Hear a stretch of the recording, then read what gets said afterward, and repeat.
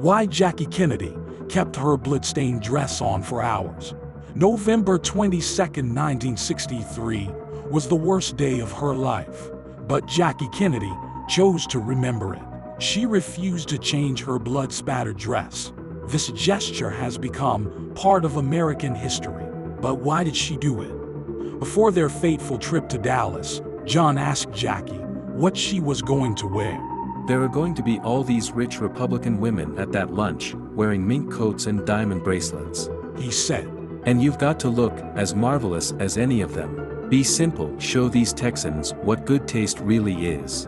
So she chose the pink suit, with a navy blue collar and a matching pillbox hat. The dress was designed by Coco Chanel, but tradition dictated that the First Lady wear American-made clothes. So the piece itself was sewn by high-end Manhattan boutique Chez Ninin. The fabrics, buttons, and trim were all French-made. Jackie was sitting beside John in the car on November 22nd. As the car in the Dealey Plaza in Dallas, 2 shots rang out. The first missed the car. The second hit both JFK and Governor John Connally. Now Jackie's pink dress was covered with her husband's blood. Lady Bird Johnson later described the scene.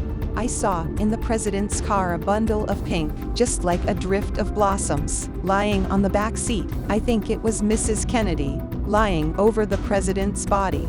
Jackie kept the suit on. Lyndon Johnson was sworn in as the new president a couple of hours later, but Jackie still continued to wear the dress. Finally, someone broached the subject. Didn't she want to change? No, I'm going to leave these clothes on, she replied. I want them to see what they've done to Jack. Jackie was referring to the as yet unidentified assassins. The suit stood as a public statement of grief.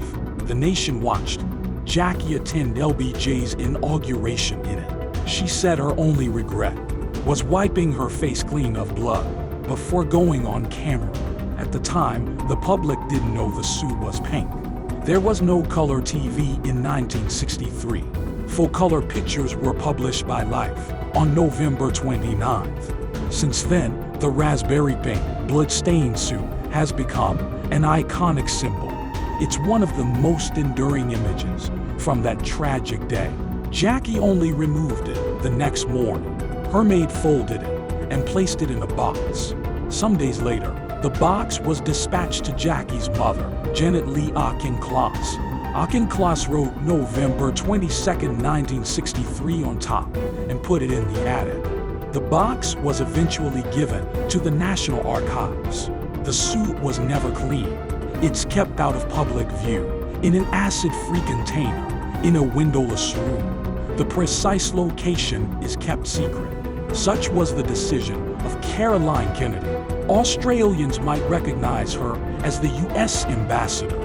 The 64-year-old diplomat is John and Jacqueline's last surviving child.